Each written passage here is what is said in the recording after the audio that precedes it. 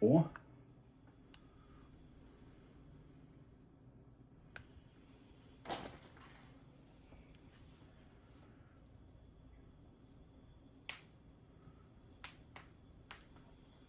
Все? Все. Камера, мотор, свет. Всем Погнали. привет. Всем привет. Привет. У нас сегодня жарко на мукбанге. Остро. А кушаем мы. Подвинься. Токпоки. Пишите, кто знает такое блюдо. Южнокорейской, кстати, кухни. Это не этнической Кореи. О, с креветками. Это Всем- не шалом-балам. Кто с нами ест, приятного аппетита.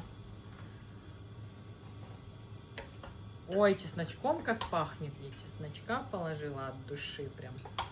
Бери.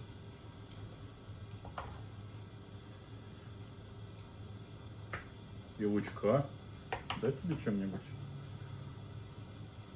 Чимчишка. Чесночка. Еще такого добавим. М.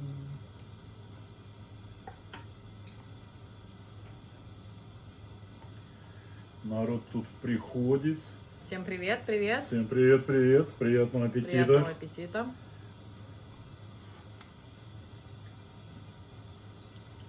Доброго утра. М. Хорошего вечера.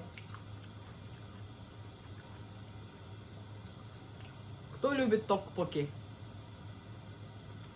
М. Он же чальток. Ой, это же чальток, по сути, да? Не, соглашусь, чальток он больше такой, а? Тянучий. Мгм. М. Вкусненько. Мгм.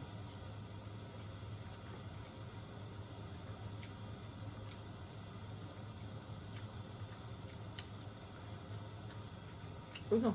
Мгм. Давай мне один телефон. Пожалуйста, здесь ничего не происходит. И подставка сегодня есть. Тебя представляешь? Ну, правильно. Время сколько? Сколько? 6 утра. Ой, 4 утра. Правильно? Но 35 человек смотрят. Привет, Мгм. привет. Смотрят Привет. и молчат. А в ТикТоке 9-10 человек тоже смотрят, не молчат. И тоже молчат, да? Да. Наверное, и едят. Приятного аппетита, друзья. Приятно. Что-то обтерся.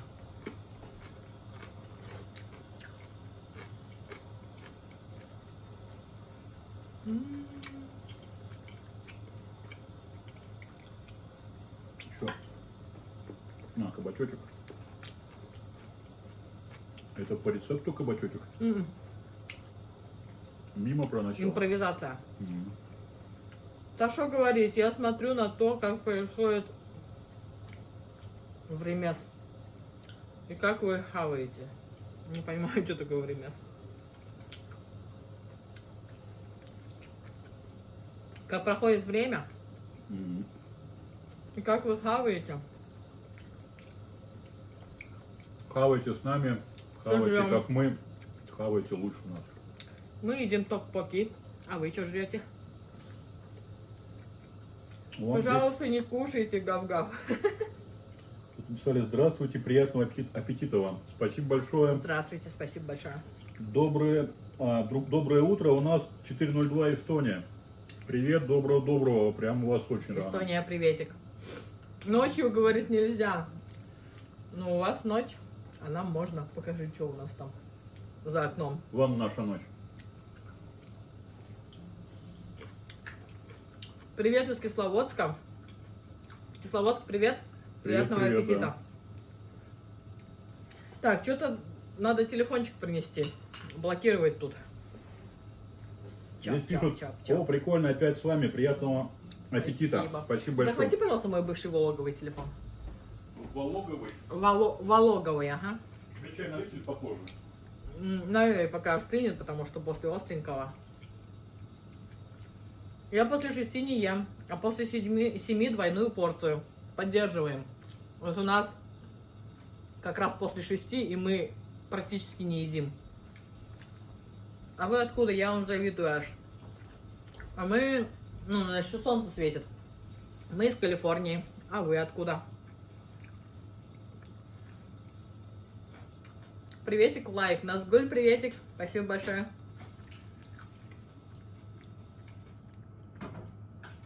Тебе Чим-чим. опять шампань? Да, давай любой.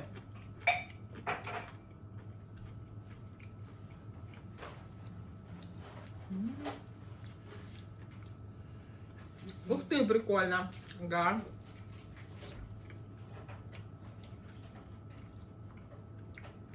С этим токпоки с соусом кочуджан. Очень остро.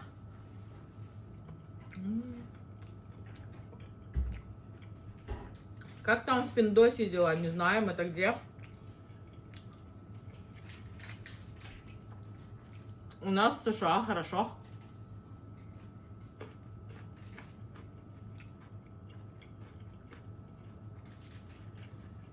Как там это? Процветаем. Свободу Алексею Горинову Окей. Поддерживаем. поддерживаем. Какой город? Я тоже в Калифорнии.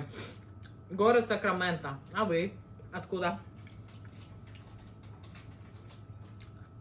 Приятного. Спасибо большое. Тахмина Бобосангова. Ангелина СНРМ. Правильно читаю? Приятного аппетита. Спасибо большое.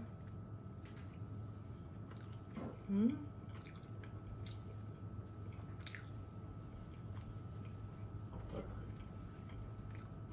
Поставь, я возьму. смотри, один шампань. Будешь шампань? Без разницы.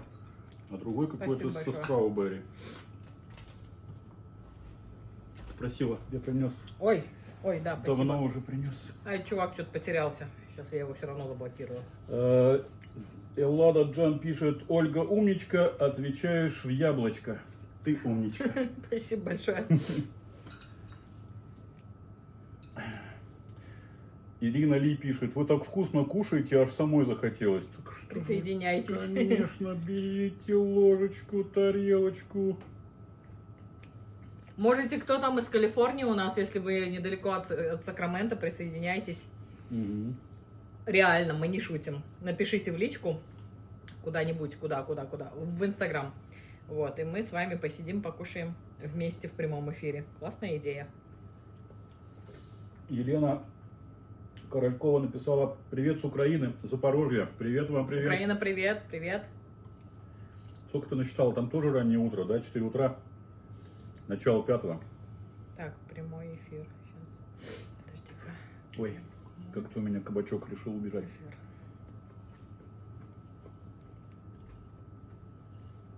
Столько прямых эфиров, что он реальный прямой эфир что-то не показывает. Куда зайти-то?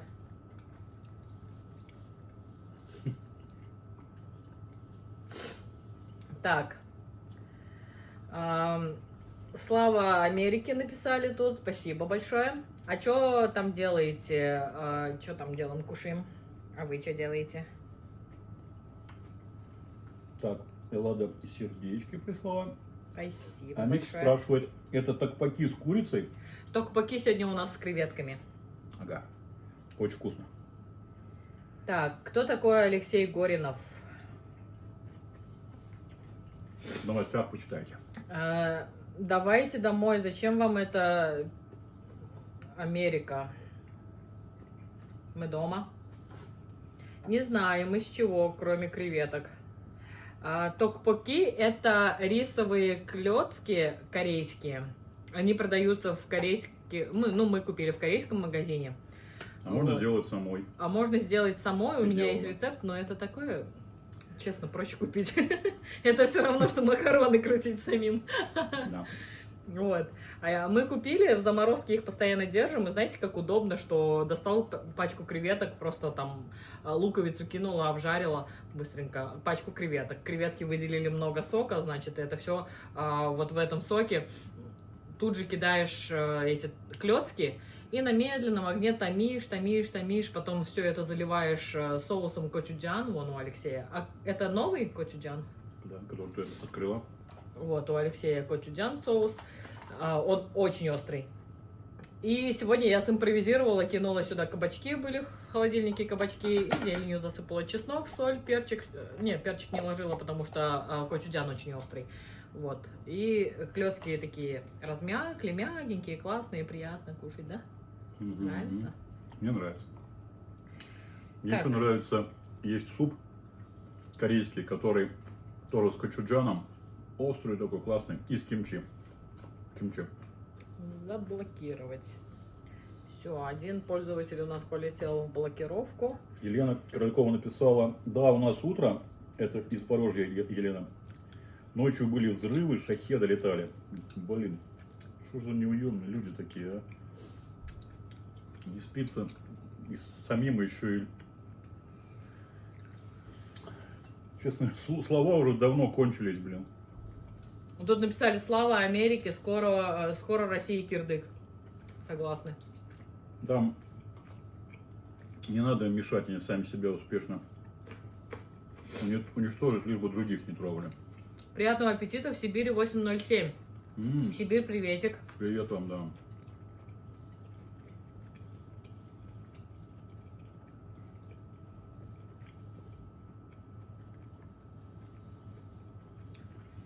Так, покажите аппетитно. Вкусный корейский суп из морепродуктов. Корейский суп я люблю из мяса готовить, а из морепродуктов, наверное, тоже вкусный. Вот. А что показать надо? Сыр Ukraine or Russia? We're from America.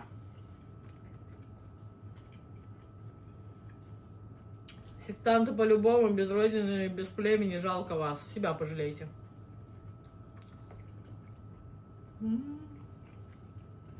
Вкусненько. Племенные вы наши. Не, у нас много хороших, на самом деле, подписчиков. Вот. Да. А вот Данко В из какого-то племени вырвался, интернет увидел. Мидус написал: добрый, у нас в Латвии 4:10 ночь. Привет, Латвия, привет. У нас белый день еще, 6:11 вечера. Елена пишет: приятного аппетита, Елена Каракова. Спасибо большое. большое. Микс спросил: вам нравится Сакраменто? Очень. Вполне. Это сам не мега огромный город, как здесь, например, есть в Калифорнии. Сан-Франциско, Сан-Диего, Сан-Хосе, Лос-Анджелес. Эти намного больше города, чем Сакраменто. У них тоже есть огромные пригороды, как и у Сакраменто. Но здесь это так выглядит, все это... Не знаю, нам нравится, прям классно. Кто-то говорит, что надо в большой город ехать. Кому-то прямо из-за этого в Бэй-Эрии нравится. Но мы там бываем, что тут доехать. 2 часа и ты в Сан-Франциско максимум. Так, Тахмина спрашивает. Я спросила, есть ли такой. Что-то я потеряла ниточку. О чем такой какой? Про суп там вопрос был, нет? А, про суп? Да. С морепродуктами, по-моему, есть в южнокорейской кухне. Просто южнокорейская очень сильно кухня отличается от кухни этнических корейцев. Вот. И южнокорейцы варят Ё-моё. из морепродуктов, а мы варим из мяска. Если честно, мы как-то уже с Олей обсуждали, и зрители, по-моему, участвовали в этом, что, вероятнее всего, кухня этнических корейцев, те, что жили и живут на территории бывшего Советского Союза, формировалась так. Морепродуктов не нашли, чем бы это заменить. И начинается импровизация. Очень часто это так выглядит. Да. Наших предков, когда переселили в полях Средней Азии, выкинули, вот, люди выживали как могли, поэтому там и родилась морковка по-корейски, все нужно было готовить из дешевых продуктов. Рис сваришь, морковкой по-корейски заешь и вполне себе сытый. Вот, так и выживали. Ну да. Ее твоя мама еще, помнишь, ты рассказывала, когда Ташкент трясло, там разрушило все, они еще не обзавелись нормальным жильем в то время. Не я рассказывала, мама рассказывала. Ну да, ты рассказывал про свою маму. Приятного аппетита, спасибо большое. Спасибо. Суп из морепродуктов, остренький рецептик. У нас нету. У нас есть из мяска. Кстати, мама готовит. Но есть этот супчик, ты готовила из чимчи и кочуджана. Не помню. Он готовила. Да. Привет из Беларуси, очень приятно на вас смотреть. Спасибо. Спасибо большое, Ирина, Беларусь, привет. Марина пишет, в Германии 3 часа ночи. О, Еще один зритель, по-моему, Тоха. Германия 3:11 время. Привет, Германия. в Германии привет. У нас 3:11 в Мюнхене. Снова Германия. Ага. Скали пишет, здравствуйте, приятного аппетита. Здравствуйте, здравствуйте. America, is it Russian? Yes, we are Russian, but we live in America.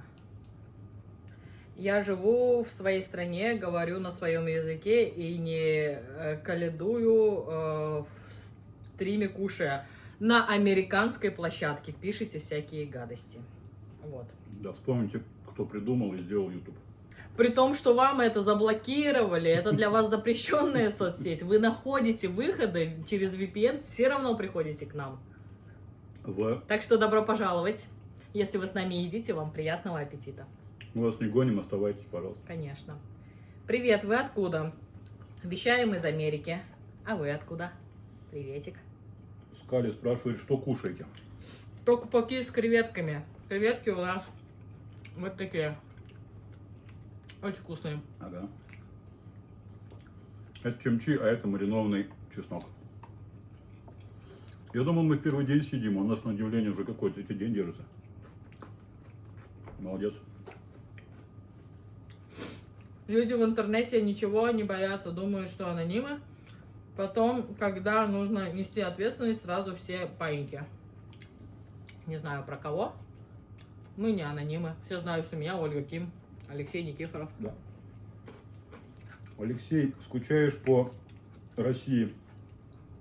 Спрашивает Эллада Джан. Нет, наверное.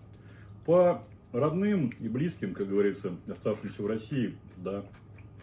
Таша и Оля, наверное, скажут, что хотел бы увидеться с родными. А именно по России, пожалуй, что нет.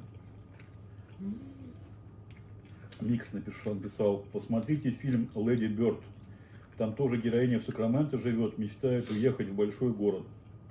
Прикольно, посмотрим. «Леди Бёрд» запомнила? Ага. Я себе принтскрин сделаю, чтобы... Русский язык международный. Много людей говорят на русском. Да. Белорусы, казахи, якуты, татары. Учат, конечно, везде английский. Это про наших соседей вот перечисляю. Со всех же стран бывшего СНГ съехались. Юрий Тен пишет приятного, спасибо большое. Здравствуйте, вы откуда родом? Я из Ташкента, а вы? А я родился в Баку. Супчик острый из морепродуктов, ага. Да, это в кухне южных корейцев есть такой супчик. Все сектанты — это оружие политики, разделяй и властвуй. What is Russian language?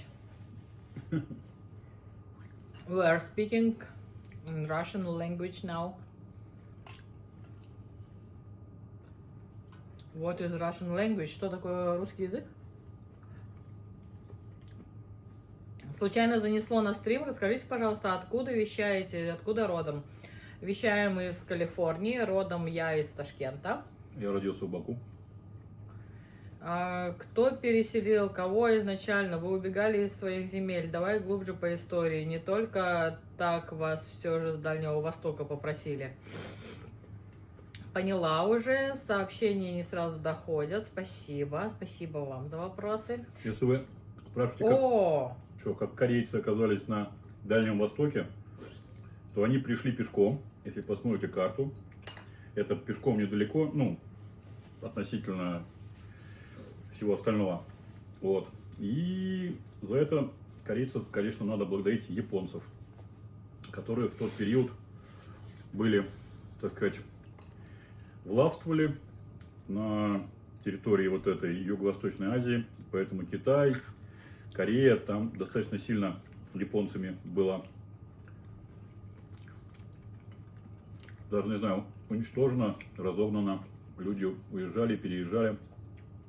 Мне кажется, даже в тот период еще даже где-то до японского было дело, наверное, все его движения. Просто, наверное, границы не так были сильно закрыты, и люди просто, как сказать, работящие пришли на пустые земли. В то время на Приморском крае было пусто, достаточно мало городов, там и сейчас не очень много, прям уж. Пришли, попросились. Тогда еще какая-то была Екатерина, не знаю, кто из них, великая или вторая, кто-то из них первая или вторая, остались. Ольга Савченко пишет: привет из Северной Каролины. Каролина, О, приветик. Привет, да. Какая сейчас у вас погода в Северной Каролине? Интересно. Ирина Ли said hi, hi. Привет из Казахстана, Серик Абдрахманов. Казахстан, приветик. Здесь пишет, Зов пишет 3.14, походу тоже где-то европейская страна. Аната пишет в США 8.15. 8.15 это где-то центральная часть страны. У нас в Калифорнии 6.20 сейчас. Ну, 6.15, 6.20 вечера. В любом случае, привет вам. Привет. И напишите, откуда вы. Ольга написала: привет, друзья, у нас 21.15, мы в Канаде. Канада, приветик. Канада, да, привет, привет. Кэти Калмана said hi, приветик. Ура! Даос Фердаус пишет нам: ура! I like Russia, I am from Bali, Indonesia. Индонезия, Бали. Привет. Hi. Hello. Hello. Gray well. Приятного аппетита. Привет из Калуги. Калуга, привет. Привет, да. Нича, доброй ночи из Кривого Рога. Впервые у вас в эфире, очень интересно и позитивно. Умнички. Спасибо большое. Спасибо большое. Подписывайтесь, подпишемся тоже на вас в ответ. И приходите к нам, мы каждый день проводим стримы. Вы муж и жена? Муж и жена. Алла пишет: добрый день, здравствуйте, Добрый. Алла. Вам не нравится Россия? Мы обожаем Россию всем сердцем, но ненавидим нынешнее правительство. У нас в Вашингтоне 9:20 вечера. Вашингтон, приветик. Привет. Восточному побережью. Ольга написала: очень приятного аппетита. Спасибо, Спасибо большое. большое. Написали: Джордан, добру чут, Словакия. Словакия, приветик. Хай-хай, Словакия. Не знаем, как по-словацки ответить вам, ну как-то так. Даос Фердаус пишет: do you know Indonesia? No, we don't know. We know a little bit English and we know very well Russian. Елада написала: Ольга сегодня супер позитивная. Спасибо большое. Здесь написали: как это? Пишут, что в США 8:00, а у вас в Канаде 21:00. Что-то я не понимаю. Это у кого-то сейчас 20:00, у кого-то 21:00. В центральной части США сейчас 20:00. А в Канаде, вероятно, ближе к восточному, к Атлантическому океану, восточному побережью, так сказать, у них 21:00. Думаю, так же, как в Нью-Йорке, во Флориде, там тоже в Северной Каролине, там сейчас везде 21:00. Хотя здесь не принято писать 21:00, здесь скорее скажут 9. Вечера. Да, вечер или 9 p.m. Как-то так. Космо написал: русский язык — это не принадлежность к определенной нации. Ну да, в принципе, правильно. Так же, как, знаете, любого человека говорить, спрашивать, почему он разговаривает по-английски, например, и утверждать, что, например, американцы не могут разговаривать по-английски, потому что на английском языке разговаривают англичане. Да? Или говорить канадцам Нельзя разговаривать на английском канадцам, потому что на английском разговаривают только англичане. Тамара, приятного аппетита, с любовью из Хабаровска. Хабаровск, Да, привет огромный. Да, Приветствую всех, Хусен Магомедов. Хусен, приветик. привет. Приятного аппетита, спасибо Спасибо большое. большое. Доброго здоровья всем, приятного аппетита, господин Андрей. Спасибо большое. Спасибо. Микс спрашивает, вы по грин-карте, когда будете подаваться на гражданство? Здесь это лотерея. Когда документооборот дойдет, тогда и будем какие-то следующие телодвижения совершать. Тут, кто здесь живет, все знают, что это все движется у всех по-разному. Можно в один день приехать, в один день подать документы и с разницей в очень большой срок получить документы на выходе. Там, даже до гражданства там еще надо и грин-карту, и все остальные карты получать, так что это все сложно. Здесь по-корейски написали. Здесь еще этот самый, вот там прикольно в Ютубе, они как-то подтемняют фон и прям хорошо читаются комментарии, а здесь такого нету в ТикТоке, прям приглядываться приходится. Корё инне. Корейский типа есть. Корё... Ну там продолжение еще, ну ты рано отдала мне. А этот, кстати, погоди, а если нажать, перевести не предлагает? Нет. Не предлагает.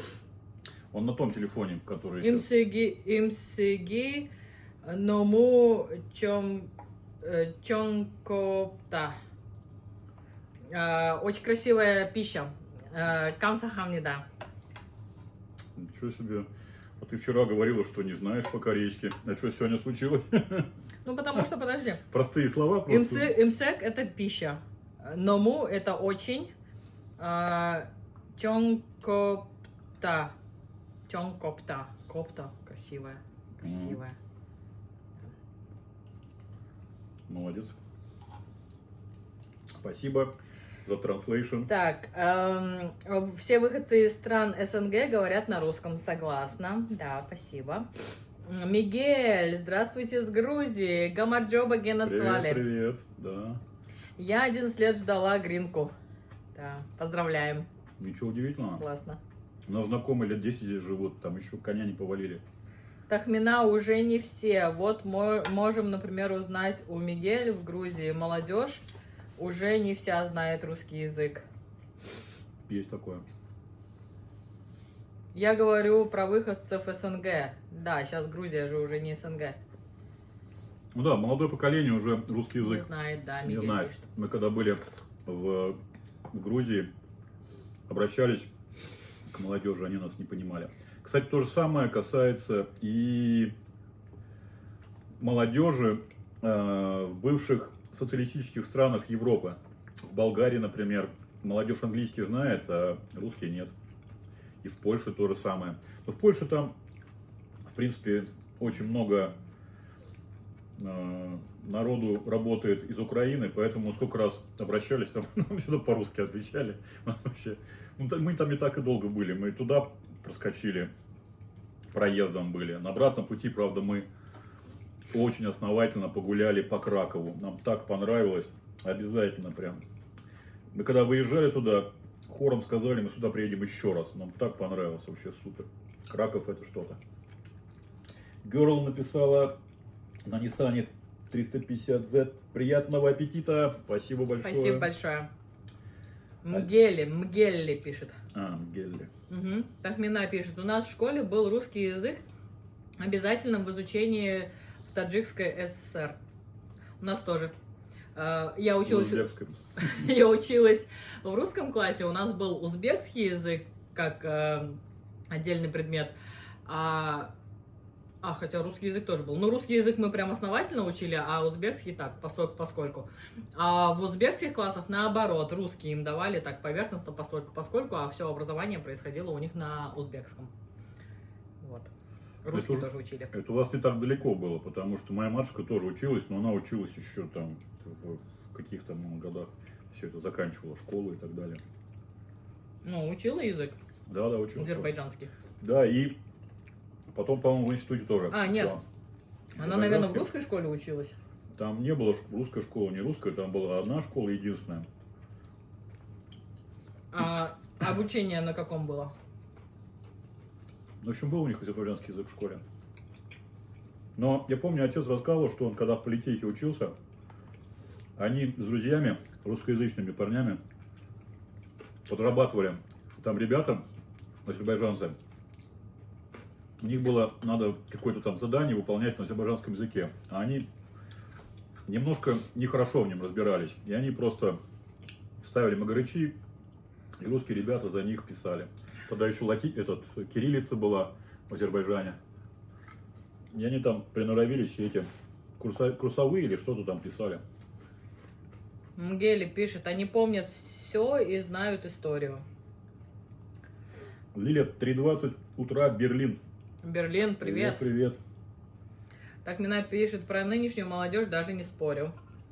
Господин Андрей, польский плюс-минус можно понять. А вот грузинский, армянский, азербайджанский уже не поймешь. Да, это есть такое. И я в русском классе училась, так Мина пишет. Видишь, в Таджикистане тоже русские классы были. Насколько я помню, мои родители не говорили, что был отдельно русский, отдельно азербайджанский. Нет, школа одна, просто у нас было 3 русских класса и 1 или 2 узбекских. А рядом школа, буквально в 5 минутах ходьбы, там наоборот было 3 узбекских класса и 1 русский. Вот, и я училась там, где было 3 русских и 1 узбекский. Понял. Ну, у меня свидетельство, мое свидетельство о рождении на одном развороте по-русски написано, на другом по-азербайджански. У тебя тоже, по-моему, да? Мгм. Только по-узбекски и по-русски. Мгм. Так Мина пишет, были русские классы и таджикские. Да, у нас тоже в одной школе. То есть в русских классах все обучение, там математика, вся эта химия, вся эта разные предметы, все обучение происходило на русском языке. А в узбекских классах все обучение только на узбекском языке. Вот. Все, объедушки. Джордан написал «зматены». Мы не понимаем. По-словацки, извините. Эллада Джан написала, у нас в Греции время 4:21. Ого. Рановато, привет. да. Привет вам, да. Вот муж говорит, он из Баку, говорит, тоже были и русские, и азербайджанские классы. Но наверняка он уже позже учился, муж, скорее всего. Моя матушка, потому что 50-го года рождения, там были другие порядки. Ты хочешь сказать, что не было русских классов? Мне кажется, не было. Ты хочешь сказать, что у тебя мама знает в совершенстве азербайджанский? Не знает. Как она училась? У них не требовали язык. Как не требовали, если ты говоришь, что не было русских классов, то все У них обучение было. на азербайджанском, значит. У них было все на русском. Ну вот, мы об этом и говорим, что все обучение на русском в русских классах. А таджикский, узбекский, азербайджанский как предмет изучался. Вероятно, да. Как вот английский язык, также мы ходили на узбекский язык. Тоже весь класс делили на 2 группы, и было 2 педагога. Первая группа, вторая группа. Также с узбекским языком, также и с английским языком. Салам Так. Бишкек написал нам. Бишкек, привет. Привет, привет. Там побольше времени. Ну, он 80-х, муж 80-х. Вот. Андрей пишет, более того, даже внутри России было такое. У моего друга в свидетельстве о рождении было тоже на 2 языках, на русском и бурятском. Да. Хотя Бурятия входит в состав страны. Да. Да. Ну, во многих республиках язык прям свой очень хорошо сохранился. Якутия, по-моему, тоже. Татарстан тоже на языке, на татарском. Достаточно много чего у них ведется, по-моему. Хотя их пытались так уравнять, но остались они татарами, бурятами и так далее. Мгелли пишет, я считаю, что должны объединиться 3 страны. Грузия, Армения и Азербайджан и создать Кавказию. Интересный вариант, да. Интересно. Но от этого больше всего выиграет Армения, потому что, на мой взгляд, она самая бедная из этих 3 стран. Потому что прям мы были сколько, полдня были в Армении, меньше, наверное. Мы просто из аэропорта ехали в Грузию. Это ж как мы сейчас расскажем, как мы сильно хотели в Турцию. Сейчас расскажем. Вафла от от балды. Вафля от балды отправил донат 10 рублей. Спасибо большое. Спасибо. В общем, в 2022, да? Первым. Первом, правильно. В 2021, когда вот самые-самые еще не закончились ковидные времена, границы были закрыты, мы планировали свой отпуск. Прошел такой слух, в новостях появилась информация, что скоро откроют российско-грузинскую границу, и можно будет, в общем, мы так прикинули, что можно будет ехать на машине через Грузию в Турцию. Все уже спланировали, уже нашли квартиру. Не, мы ее не нашли. Она у нас была. Когда-то в 2019 году мы арендовали ее через Airbnb, а потом с хозяйкой познакомились, подружились и обменялись контактами. Вот, я просто с ней списалась и говорю, будете сдавать? Она говорит, буду сдавать. И договорилась с ней, что на все лето снимем у нее квартиру и собирались 1 июня поехать на машине через Грузию в Турцию. Тут, короче, наступает 1 июня. Я уже даже отели, в каких мы будем останавливаться на ночевку, ну, то есть мы там едем 1000-1200 километров и останавливаемся на ночевку, да, уже все просчитала, с Алексеем все согласовали, какие эти остановки, в каких странах, в каких городах у нас будут. Через Booking, Airbnb все эти ночевки нам забронировала. Все уже была полная готовность выезжать, ехать в сторону Турции. И тут, значит, наступает 1 июня, и выходит новость, что Грузия свою границу открыла с Россией, а Россия свою границу не открыла. То есть из России ты не выйдешь, а в Грузию заехать можно. В обратную сторону можно выехать. Из Грузии можно заехать в Россию. Или нельзя? Тоже, по-моему, нельзя было. Тоже нам нельзя было выехать. В общем, российская граница была закрыта. В общем, грузинскую, если в обратную сторону пересечешь, вот на этой территории, которая никому не принадлежит, постоишь, развернешься и поедешь обратно. Да, не факт, что пустят там, потому что там могут мозга пудрить после этого. Но жить-то там не оставят уж. Ну да. На этой территории. Ну, в общем, все, мы обломились. Я давай быстренько отменять все эти бронирования. Все, на машине вариант поехать в Турцию не был. Но так как уже все настроены на 3-месячный отдых в Турции, с хозяйкой квартиры договорилась, все, чемоданы уже практически собраны. Что делать? Давай, в общем, с Алексеем сели искать варианты, как туда улететь. Стала читать, стала искать. Улететь можно было через Армению. Вот так мне было попалась такая информация. Там как-то, да, напрямую в Турцию что-то либо конских денег, либо нельзя было как-то, что-то вообще там было какое-то. А почему в итоге мы через Грузию... подожди, нет. Нет, до Армении-то мы долетим из России, но у Армении с Турцией нет прямого сообщения. Они же, много лет враждуют между собой, не воюют через границу, стреляют, а между собой у них все дипломатические отношения практически закрыты. Потому что там была резня, я уж не буду врать, в каком году это было, больше 100 лет назад, наверное. Вот. И у Армении очень плохо относится к Турции, в свою очередь Турция тоже решила закрыться от них. И у них даже есть общая граница, у турков вообще, мало того, на их территории находится самая высокая армянская вершина. Арарат, который коньяк мы все видим, там нарисован, он находится на территории Турции ныне. И там много территорий так оказалось на территории Турции нынешней. И у них нет границ, поэтому, попав в Армению, в Турцию мы не попадем. Оля стала смотреть дальше и поняла, что можно из Армении в Грузию приехать, а из Грузии приехать уже в Турцию. И вот мы стали смотреть, как попасть из Армении в Грузию. На форумах стали искать информацию, и все пишут, что проще, чем попасть туда на такси, нет вариантов. Да. Сам простой вариант был на такси. И мы так и сделали. Долетели до Еревана. А еще мы не до Еревана долетели. Мы полетели сначала в Екатеринбург, потому что Москва-Ереван билеты стоили в 3 раза дороже, чем если бы мы купили Москва-Екатеринбург и Екатеринбург-Ереван. То есть мы полетели сначала в Екатеринбург. Там, я помню, в бизнес-классе провели ночь.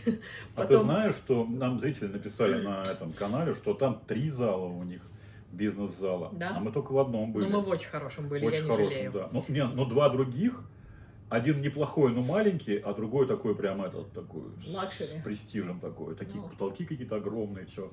Черное такое, может, они его недавно сделали. Что уж вспоминать, уже мы там... Не, ну клевый, да, клевый бизнес-зал у них в Екатеринбурге. Да, нам понравилось. Там ночь провели в бизнес-зале, потом утром улетели в Ереван, и там нас окружили таксисты, куда едем, давайте куда подвезти, и мы им такие, в Грузию хотим. Вот. Я уже не помню, какой нам там ценник объявили, и сказали, если вы возьмете попутчицу себе, а как мы попутчицу взяли, если нас и так четверо? Она у них уже была попутчица это, они просто типа говорят, давайте вот возьмем ее с собой, тогда вам будет чуть-чуть подешевле. Они предложили как-то так. Я говорю, ну давай. И она, женщина, ехала спереди, а мы с семьей сидели сзади. Ну, у нас Миша был маленький, Я и там его можно справа, было на Оля коленке. слева, Олег посередине, а Миша где-то вот был на коленках вот, Мгм. между Олегом и мамой. И он дремал еще на тебе всю дорогу. При том, что знаете, какие они крутые, эти таксисты, у них договоренность, что на территории Грузии нас тоже встретит таксист и довезет до отеля, который мы уже забронировали. Да. То есть получилось так, нас из Армении довезли до границы, мы вышли, пешочком эту границу прошли, а там нас встречал водитель, который по Грузии уже нас до отеля довез. Да.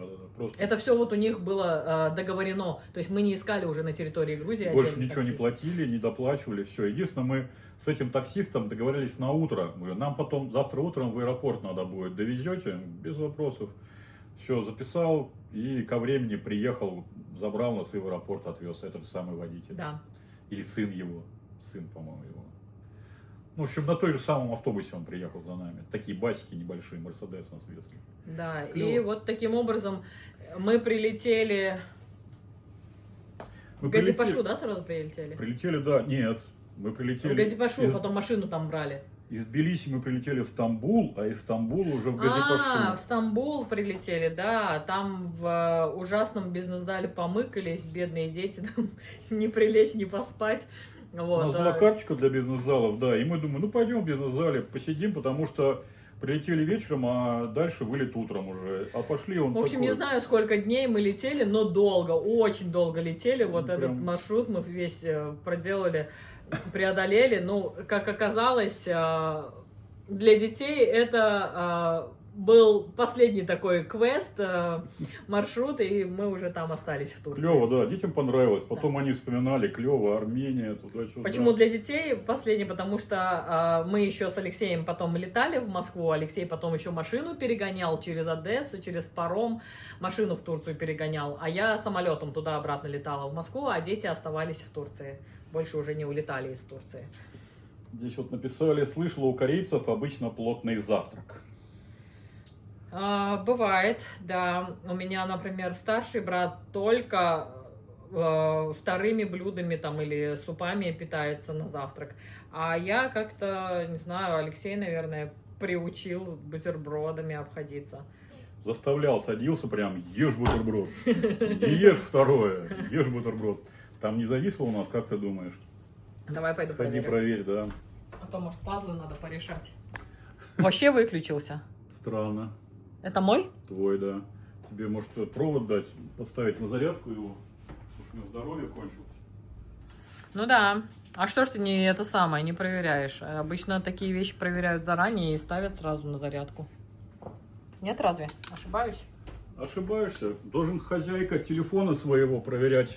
Нет, Заряжен должен ли у них? оператора ответственность, не соглашусь. Вот, а здесь вот спросили, откуда трансляция, расскажите про маринад для чеснока.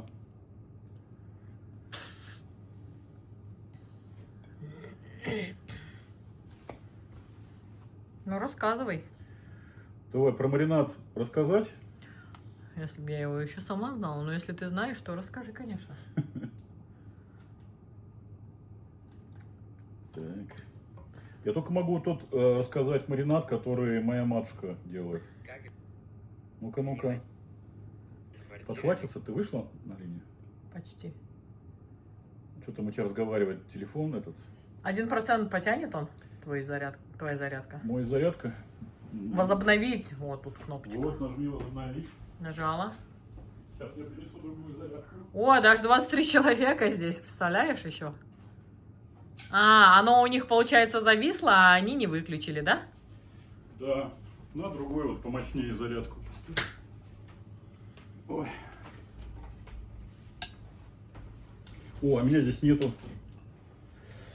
Откуда трансляция? Спросил зритель Нина Остр из Калифорнии. Здесь у тебя все на месте, глянь, смотри, все работает. А то я-то слежу Сообщение. Конечно. за своими камерами. Вот сейчас она и ваш телефон тоже с этой трансляцией подзарядится заодно уж. На всякий случай. Да, вот трясануло чуть-чуть. Давай немножко выключу свет. Выключи, что ты хочешь делать? Экономию энергии сделаю. Так, все. А тут много зарядки? В моем-то нормально все. Я-то свой контролировал, когда. Ага. Ой. Откуда Так. трансляции, спросили, из Из Калифорнии. Калифорнии, да. Татарстан, Дагестан и Чечня свои языки хранят. Молодцы. Да, Мгелли. Почему ты так считаешь? Зачем Кавказия? Андрей, Мгелли, момент в том, что Армению окружают мусульманские страны, кроме Грузии. И после конфликта с Карабахом вряд ли будет какое-либо объединение, ибо смысл Бафло выходить отдельной страной. И смысл было выходить отдельной страной. Ну да. Алекс, привет-привет! Привет. Приятного аппетита, спасибо большое. Спасибо. А кем вы работаете, если не секрет? Регрессолог, гипнолог. Если нужна помощь, обращайтесь. Да. Ой, так, еще здесь... расскажите про маринад для чеснока. Ты смогешь? Я могу сказать, как моя матушка готовит. Она берет очень соленую воду. Настолько соленую, что, по-моему, она говорила, что вот яйцо кладешь, и она не тонет совсем, она сверху... Хотя и свежее яйцо не тонет. По-моему, не свежее тонет, а свежее плавает сверху. Ну, в общем, какой-то очень соленый раствор делаешь, и все.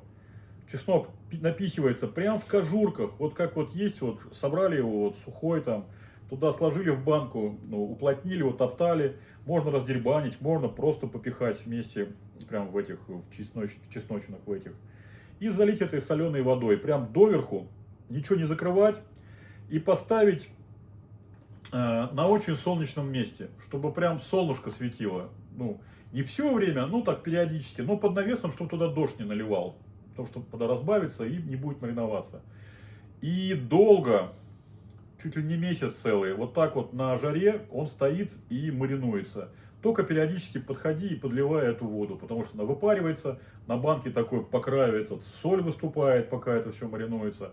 Потом, когда он отмариновался, этот период прям нужно выдержать его, этот соляной раствор выливается и заливается с уксусом. Там растворчик делается такой, чтобы уже он хранился маринованный.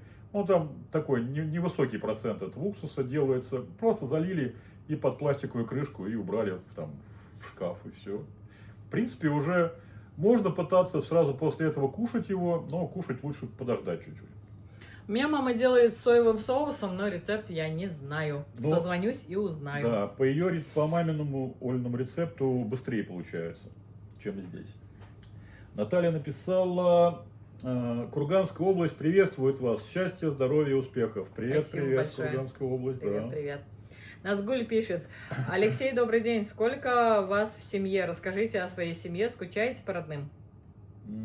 Мы у родителей, нас двое. Я и младшая сестра. Она там живет, рядом с матушкой моей сейчас. Отец умер прошлым летом. Конечно, ну, хотелось бы увидеться, да. В принципе, вот хотелось бы с родными увидеться. А так, чтобы вот поехать там, что-то вот куда-то там пойти по каким-то местам, чего-то куда-то, что-то нету такого. Знаете, вот как говорят там, что-то куда-то запомнилось, куда-то пойти. Я больше таких мест назову в Азербайджане, где я только лето проводил. Я каждое лето проводил, пока в школе учился, там вот, был школьником. Нас с сестрой туда увозили, я там много мест там могу повспоминать зрительно, и там названия какие-то могу повспоминать. А так вот на родине родители жили все время в маленьком рабочем поселке в Тамбовской области. Там ничего интересного нет, там ничего особенного. Поэтому... Все хотят свою автономию, пишет Андрей. Мгель, вы из Батуми или Тбилиси? Алекс пишет, я так смотрю, просто влог ваш вести уже скучно, решили онлайн общение. Молодцы. Да, онлайн ничего монтировать не надо, это вообще проще простого. Да. Был в Ереване в 2018 году. В целом понравилась архитектура, но а так в целом по стране достаточно бедненько там. Но природа отличная, красота гор завораживает. Да, вот тоже обрати внимание, во-первых, у них вот эта мода с туфа все строить, или отделывать туфом, он в основном такой серого цвета, из-за этого такое все какое-то сумрачное, такое серое выглядит, во всяком случае. Бывает иногда он с краснотой какой-то, уже как-то поярче смотрится. Из-за этого сам вот Ереван едешь, все этим туфом отделано, такое немножко интересное зрелище. А когда уже за город выезжаешь, как из любой столицы выехал, начинаются эти домишки, очень много советской техники, газоны 51-й, 53-й. Я уже в 2021 году в России ни разу не встречал такие машины. Зилы 130-е встречались, там пазики вот эти круглые, с круглой крышей. Сейчас уже они давно квадратные делаются, такие желтенькие, если помните. Очень много техники старой. И насколько ехали, я спросил у водителя, говорю, у вас что, бензин не продается? Он говорит, не, почему не продается? Мы, говорит, когда из Еревана выезжали, была заправка. И мы едем, и после этого ни разу не было. Он говорит, не, после этого еще ни разу не было. Но там впереди будет еще одна. Короче, у них все на газу ездят, потому что газ дешевле, и поэтому они как-то так вот. Тахмина спрашивает, почему не через Белоруссию? А через Белоруссию нельзя было. Там в тот момент этот белорусский президент посадил какой-то самолет, и все, Белоруссия закрыла перелеты. Или Белоруссии закрыли перелеты, я не знаю, там что-то нельзя было через Белоруссию. Позже там потом стало можно какое-то что-то подпрыгать. Да, мы когда приехали в Турцию, нет, не сразу, потому что мы приехали, в Турции у нас там тоже целая история была. Я же договорилась с хозяйкой на 3 месяца, что мы у нее будем арендовать. Дальше она нам не хотела сдавать, потому что вне сезон ценник такой, что ей невыгодно, потому что в этой квартире она постоянно круглогодично живет. На лето, так как высокий ценник, ей выгодно, а потом сезон заканчивается, ей невыгодно, поэтому она говорит, я вне сезон сдавать не буду. 3 месяца и нужно будет вам что-то подыскивать. Я так подумала, ну окей. А тут, значит, мы прожили у нее неделю. А мне в Ютубе, значит, в рекомендованных попался обзор квартиры, которую продавали в Мерсине. Вот. И мы такие посмотрели, по деньгам это в 2 раза дешевле, чем в Алании, где мы приехали на аренду, да, жить. Ну, в Алании мы даже не целились, не присматривали и даже не думали, что будем что-то покупать. Мы так и думали, что на аренде будем постоянно жить. Вот. А тут, значит, попадается ценник в 2 раза дешевле. Мы так с Алексеем переглядываемся и понимаем, что мы можем купить эту квартиру. Я говорю, давай просто поедем на разведку и посмотрим. Ну, пусть нам покажут эту квартиру. Мы поехали, договорились с риэлторами, значит, они нам еще несколько квартир подготовили для показа. Вот. Детей мы оставляли дома, а сами уехали на целый день из Алании в Мерсин. Арендовали машину и уехали. Вот, спасибо. И приезжаем туда, квартира шикарная, мебель вся новая, мебелированная квартира продается за те деньги, которые мы можем себе позволить. Вот, квартира современная, красивая, светлая, мебель вся красивая, стильная, все подобрано, женщина там для себя любимой все делала, и все действительно вот прям от души сделано, стильно, красиво, 6 модно. минут до моря мы ходили. Да, меньше. По-моему, из квартиры прям. Если с квартиры выходишь, в лифт, на лифте 0-й этаж, и потом вот пойти, 6 минут получалось. Понятно. Ну, я помню, что меньше, потому что это, наверное, пока лифт дождешься, пока спустишься, поэтому. Ну да. Вот. Море вот так прям как на ладони, виды шикарные, такие же пальмы, как в Алании. Тоже солнце, тоже Средиземное море, море чистое, такое же абсолютно, как у нас там было в Алании, да. И Единственное, песочек что... был здесь, а в Песочек, Алании да. камни были, такие плиты лежали. Единственное, что нет такого большого разнообразия тусовок, клубов, вот такой туристической тусовки нету в таком количестве. Но мы туда не ходили. Но мы туда никогда и не ходили, нам это не нужно было. Все, что нам нужно, это кафе, рестораны, рынок, магазины. Тут все это было в Мерсине, да. Мы поездили немножко по городку, нам все понравилось. Вот. И другие квартиры, что нам показывали, чисто прям туркиш стайл, такие турецкие, не приглянулись. Вот это современное понравилось больше всего, хотя другие квартиры нам и дешевле показывали. Вот. Но так как это вот прям сразу на душу легла, мы сразу аванс отдали, заключили предварительный договор и уехали домой. Стали собирать вещи, я хозяйке пишу. Когда мы приехали, мы сразу за первый месяц полностью оплатили ей. Я хозяйке пишу, что мы будем съезжать от вас. То есть буквально неделя проходит, еще нам несколько дней на сборы, 1,5 недели в итоге мы у нее прожили. Она пишет, ну так не делают, я уже на вас понадеялась, что вы все лето будете у меня жить, уже никого не искала, объявления все закрыла. Я говорю, я все понимаю, но мы, говорю, нам тоже надо вопрос свой решать, потому что в Турции люди, которые на долгосрочную аренду от 6 месяцев и более заключают договор, имеют право на получение вида на жительство. А так как официально мы можем находиться в Турции 2 месяца всего, а потом... 3, по-моему. Мы можем находиться в Турции 2 месяца, а потом, если мы любую границу пересечем, даже вот ближайшую с Грузией, да, и снова заедем, мы можем еще 30 дней находиться. То есть в общей сложности в году россияне могли вот в тот год, по тем временам, могли находиться в общей сложности в Турции 3 месяца. Но нам этого было мало, нам нужно было дольше, поэтому... Короче, надо было либо искать долгосрочную аренду, либо если ты покупаешь квартиру, то тоже автоматом сразу всей семье дают вид на жительство. Не автоматом, но можно подаваться на вид на жительство. Там Да. идешь и подаваться документы. Это основание для получения вида на жительство. Оно полностью платное мероприятие. Пришел, деньги отдал. Там что надо принес, что они захотели, страховку какую-то, еще. Ну, в общем, мы принимаем решение покупать квартиру, потому что нам еще и с документами таким образом мы вопрос тоже решаем, закрываем, да. И я хозяйке начинаю объяснять, ну, как бы... так и так. Единственное, что я вам могу предложить от себя, давайте, говорю, ту сумму, что мы вам заплатили за месяц, пусть эта сумма будет вам за 1,5 недели. И вот вы за оставшиеся, до конца нашего месяца, за оставшиеся там 2,5 недели найдете себе жильцов на июль и август. Я думаю, нашла она.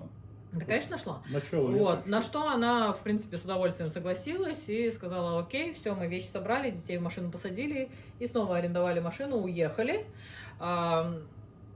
Нам разрешили до получения права на собственность на квартиру заселиться, нам разрешили. Мы заселились в квартиру, Алексей потом поехал машину отгонять и на автобусе обратно приехал домой.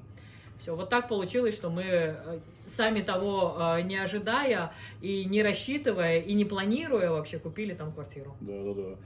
Мы так ехали, думаем, ну как, что получится, туда-сюда. Получилось, в своей квартире жили. Было клево. Да. Здравствуйте, с Нью-Йорка пишет Умар. Нью-Йорк, привет. Хуан Роза said hi. Приятного аппетита, Катюшенька. Спасибо большое. В Америке рай. Request for Bliss. О, круто, люблю кулинарию. Спасибо, мы тоже любим кулинарию. Мы тоже. Особенно кушать, да? Да. Алекс спрашивает, что этот чат в реальности для вас? Для нас это общение, это долгожданная встреча и общение с нашими зрителями, которые так долго нас ждали, писали мне в личку, когда вы вернетесь. Все ваши мукбанги уже... каналах писали, да. Все ваши мукбанги уже пересмотрели, по второму кругу все пересмотрели, уже, говорит, скучно кушать без вас, пожалуйста, давайте мукбанги новые снимайте. Вот, и, в общем, да, собственно... И, собственно говоря, благодаря ТикТоку Ольга вернулась на YouTube, потому что у нас тут 2 чата, 2 телефона. Вот здесь у меня чат с ТикТока, Оля чат с Ютуба. Просто я говорю, давай поставим. ТикТок предлагает, 22 февраля этого года сделал ТикТок. Предлагает, говорит, идите, откройте эфир. Мы открыли, посидели, поболтали. Народ приходит, разговаривает, общается. Ой, я говорю, давайте поставим это еще ютубовский телефон. Мы поставили и, получается, вернулись на YouTube пока так. А там, глядишь, нас, может, куда опять подвинет. Но не очень. Да. Я вижу желание в твоих глазах не очень сильное. На самом деле, знаете, как прямые эфиры в ТикТоке вообще изначально начинались. Я, значит, сижу в своей комнате, учусь такая, либо английским занимаюсь, либо материалы свои по регрессологии изучаю, значит, сижу, читаю, учусь. Вот, совершенно в домашнем виде, ну, собственно, я и сейчас тоже не сильно стараюсь, да, как-то. Вот, приходит Алексей, направляет на меня камеру. Не, у меня еще есть чай. Спасибо.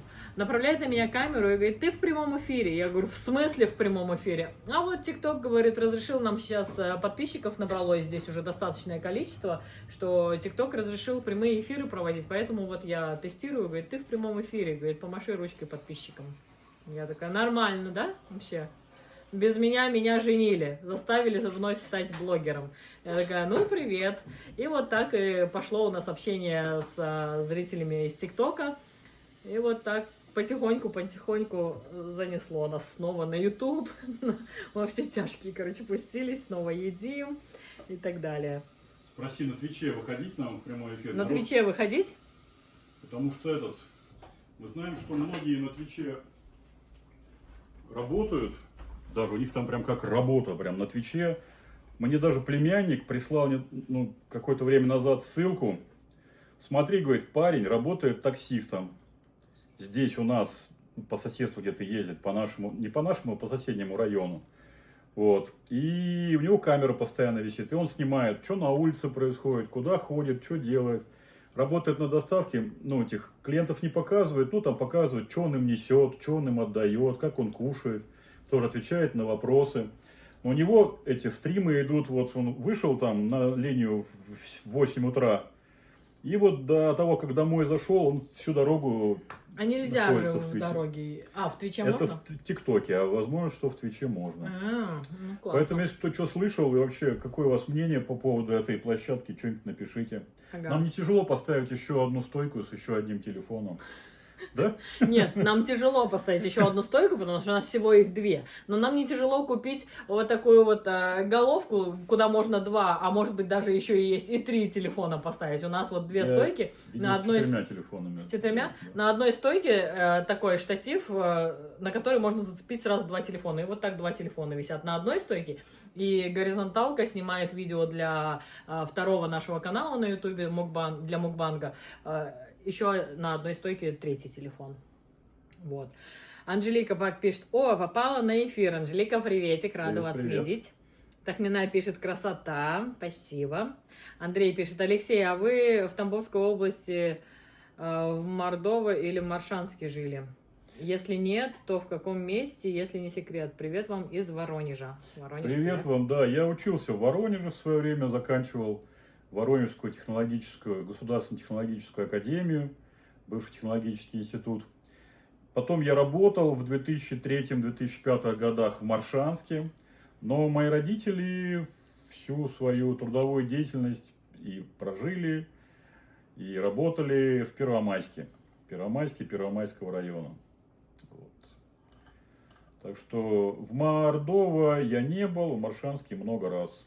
У нас была подписчица одна, которая... Из Маршанска. Маршанская, Олечка, Ольга. Да. Мы встречались с ней, даже приезжали в Тамбове. Мне так интересно, вот вы смотрите, да, зрители нас, а потом у некоторых из зрителей возникает непреодолимое желание нас чем-нибудь накормить. Вот с чем это желание связано? Ольга, значит, мне пишет, Олечка, я, говорит, хочу вас накормить, говорит, рыбкой из Маршанска, можно с вами встретиться?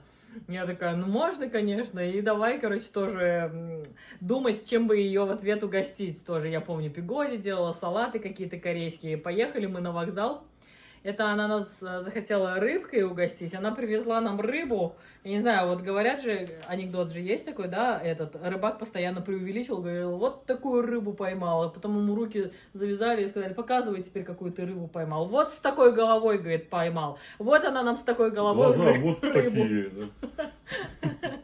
Рыбу, вот такенную рыбу, короче. Потом ребра копченые и много баклажек разного живого пива. Мы, короче, еле уволокли. Спасибо, на машине были, встречали ее. Да, мы ее встретили и отвезли ее в гости, куда она приехала. Она Да. же в гости поехала. Куда-то в Бутово возили. Да, мы отвезли ее к ее друзьям или там родственникам, довезли их всех вместе с друзьями. Вот, и потом поехали домой. Ну, было клево. А потом встречались в Тамбове с ней. Да. Мы поехали к моим родителям и специально договаривались с ней о встрече. И она с Маршанска приехала, а мы поехали от родителей туда, в Тамбов. В Тамбове встречались. Так, сколько лет вашим детям по наблюдению, что они хотят или стремятся? Вообще, что для них сейчас правильно? Ну, Олег у нас учится в колледже, ему нравится очень химия, на химико-технолога учится, работает на шоколадной фабрике, пока все устраивает, все ему нравится. Вот. Ему 19 лет. Олегу 19, да, Мише 12 лет, и он любит заниматься кикбоксингом. Я на самом деле удивлена, что он уже полгода точно ходит, да? Больше, чем полгода, наверное, ходит на кикбоксинг. И каждый раз, когда я его спрашиваю, тебе нравится, ну, это самое, проплачивать очередной месяц, он говорит, да, мне нравится, плати. Но с другой стороны, он же ходил на айкидо, когда еще дошкольником был. Помнишь, на айкидо сколько он ходил? Ну, просто сейчас я на него смотрю, вот, какую активность ему не придумай, ему ничего не нравится. Да. Он все заворачивает и все говорит, все надоело, давайте бросаем, и куда бы мы ни пошли, мы теннисом занимались, семейные тренировки у нас были по теннису. На теннис вообще из-под палки, хотя у нас тоже классный такой тренер, на теннис из-под палки никуда не хочет. А вот кикбоксинг... Чемпионов мира тренировал наш теннисный теннис. Да, а кикбоксинг, я не знаю, что там делает во время тренировок тренер, все детишки именно на тренера идут. Там классный такой тренер, что не знаю, что он с ними делает, как он их там трансует, в транс вводит, и что с ними, в общем, на тренировке происходит. Но наш ребенок с удовольствием ходит. И... Отрубился опять. ТикТок не держится. Батарейка села? Да? Нет. Теперь пазл захотели. Да. ТикТок со своими тараканами. И если тогда восстановить было, то сейчас новый эфир. Ну да, там сейчас 60 с лишним человек было на эфире. Так же, как у тебя здесь в ТикТоке, ой, в Ютубе, там же было и... Ты запустила, Вот. да? Да. Давно не видела вас. Вы не в Турции? Наталья Цой спрашивает. Наталья, здравствуйте, мы в США. Вы навсегда останетесь в США? Пока планируем навсегда, а дальше, ну, загадывать на 100% не будем, как повернется. Алекс пишет, ТикТок менее надо с теми требованиями, что у Ютуба. Не, ну да. Там единственное, что многим на Ютубе очень тяжело на монетизацию выйти. Да. Потому что прям это вот первые 1000 подписчиков, это прям какая-то заколдованная цифра на Ютубе. И люди просто... Они даже не знают, что надо монетизацию идти включать. У нас вон друзья, они несколько роликов выложили, потом у них 2500, они сказали, подписчиков. И потом кто-то им пишет, небось монетизацию, там доллары-то получаете. Он говорит, блин, а ж точно же монетизацию можно включить. Пошел узнавать, как она включается хотя бы. А здесь 1000 подписчиков на ТикТоке быстрее собралась, конечно. Ну прям да. намного быстрее. Мы 22 февраля только ТикТок открыли, там сейчас 2700, что-то вот так. Угу. Вера Веруни пишет, какие же вы старые стали. Сочувствую вам, Вера. Вы-то Ходите к косметологу, ухаживайте за собой, ешьте здоровую пищу, старайтесь в магазине покупать органик продукты, и тогда будет вам счастье. Алекс пишет, какое приложение дает больше интереса, сами решайте. На самом деле никакое. На самом деле, да, в ТикТоке нет В монетизации. ТикТоке вообще нет монетизации. В Пока что Ютубе еще, одно да. видео $1, $2, ну максимум я видела $5 на одном видео. Там монетизация в старых видео люди смотрят, но из-за того, что там какое-то время монетизация на территории России отключена, там сейчас суммы совсем маленькие. Да, Тахмина пишет: красота в глазах смотрящего. Согласна. Айхан, здравствуйте, здравствуйте, Айхан. Безбашенный, вы отличная пара, спасибо большое. Айхан пишет: вы трансперсональной психологией занимаетесь? Я занимаюсь регрессологией, гипнологией. Если нужна помощь, обращайтесь. Доброго утра всем. Игорь пишет: здравствуйте, Игорь. У вас мало смотрибельности пока. Может быть, да. Есть такой момент. Безбашенный мужик, береги ее, она красивая. Спасибо большое. Первомайск, это же где ЖД-станция Богоявленск. Да, в Маршанске вкусное пиво делают. В Воронеже тоже очень развито пивоварение.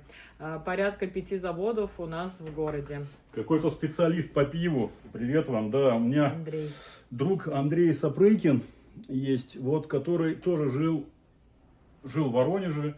Мы вместе с ним учились в институте. Сейчас он живет в Москве.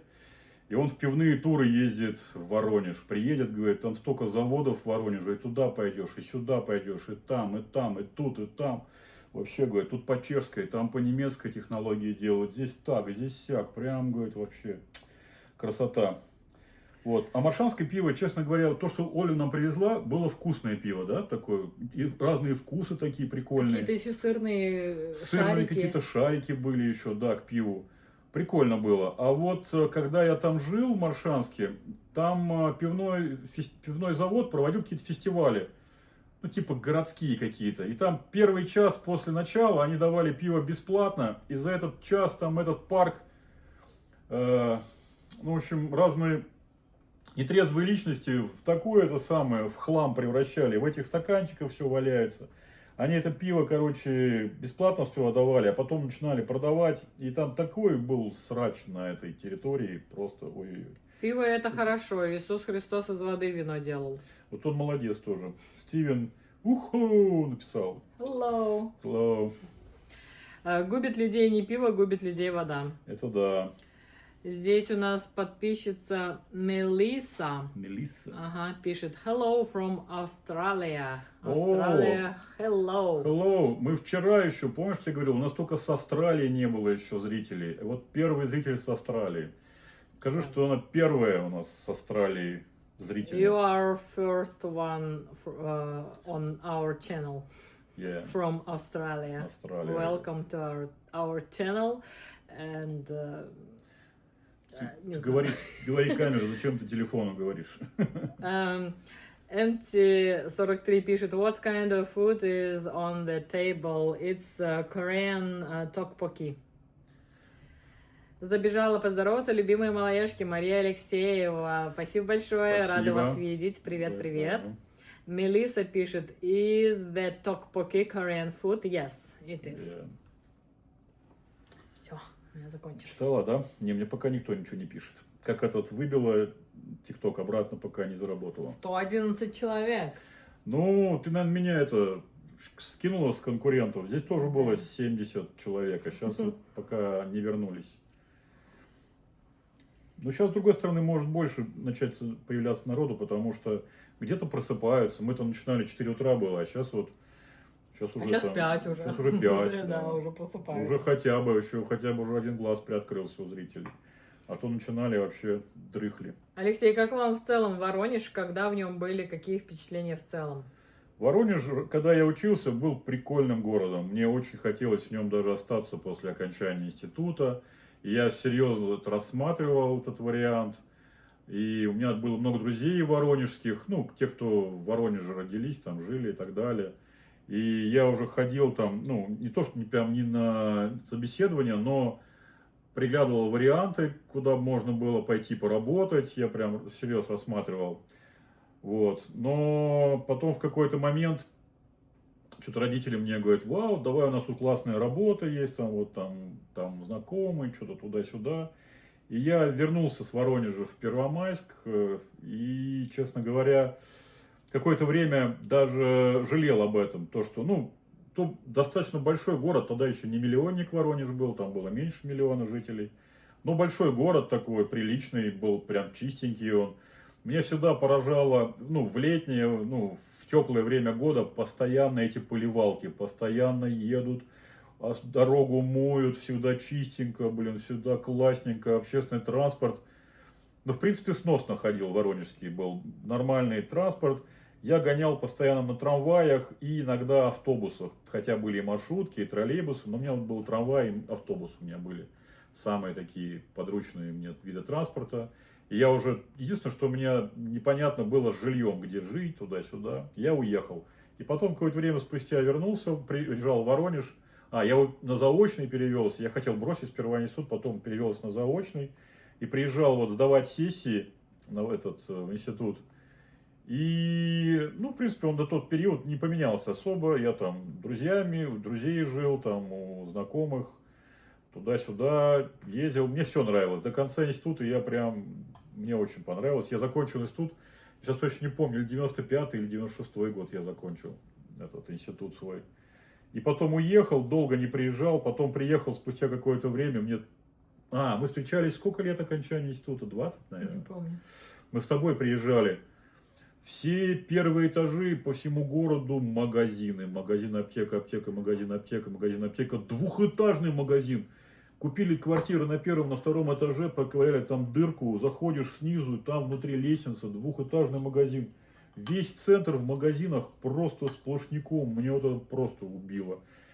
И я не слышал, чтобы там прям производств столько много появилось за этот период. Но магазинов просто гора была. Это прям меня очень сильно удивляло. Вот. И я походил, потом сейчас еще трамвайчики там попилили. Остались линии железнодорожные, трамвайные валяются по городу, их во многих местах не убирали. А трамваев нету, так немножко непривычно. И троллейбусы, я не помню, ходят. По-моему, троллейбусы сейчас не ходят. Все на маршрутках, на автобусах. Лора пишет, будут у вас новые корейские рецепты? Мы бы сами хотели какие-нибудь корейские рецепты где-нибудь, нам кто-нибудь приготовил бы, а мы покушали, попробовали. Да, давай. Ты смогла бы? Ну, рецепты этнических корейцев я вам все показала, все, что знала сама, все, что знает моя мама, все показали, постарались. Вот. Будут еще, обещать не могу, не буду. Екатерина пишет, салам алейкум, алейкум ассалам. Are you Korean of Korean descent? No, I am Korean from Uzbekistan. Откуда столько командировок? Командировок. А что там с Нобелем ученый? Тебя ученый называют? Не знаю. Это на тот зритель, что приходил про Нобеля, спрашивал?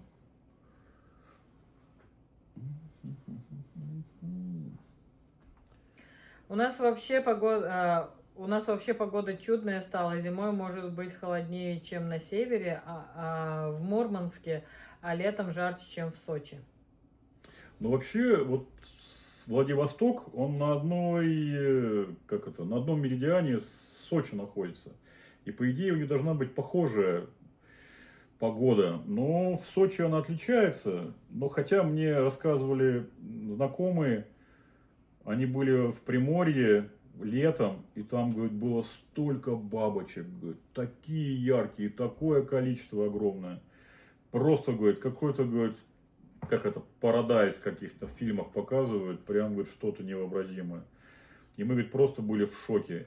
И там еще очень часто бывают огромное количество этих божьих коровок. Просто вот все усеяно божьими коровками. Мега огромное количество. 95-й, естественно, самый развал. Екатерина пишет. Холодильник перестал быть. Как классно вообще. Андрей пишет. Троллейбусы ходят по час, а вот трамваи полностью убрали с рельсами. Теперь по 3 полосы дороги в каждую сторону. Ну и вот мы были, нифига лучше не стало, потому что также центр города весь в пробках. А раньше в трамвайчик прыгнул и едешь себе, люди стоят в машинках, а ты на трамвайчике тудых, и погнал по своим делам. Вообще очень даже. Чем трамвай хороший, он в пробках не стоит. А сейчас его порезали и третью полосу в пробке встали, и все, и стоят теперь, смотрят.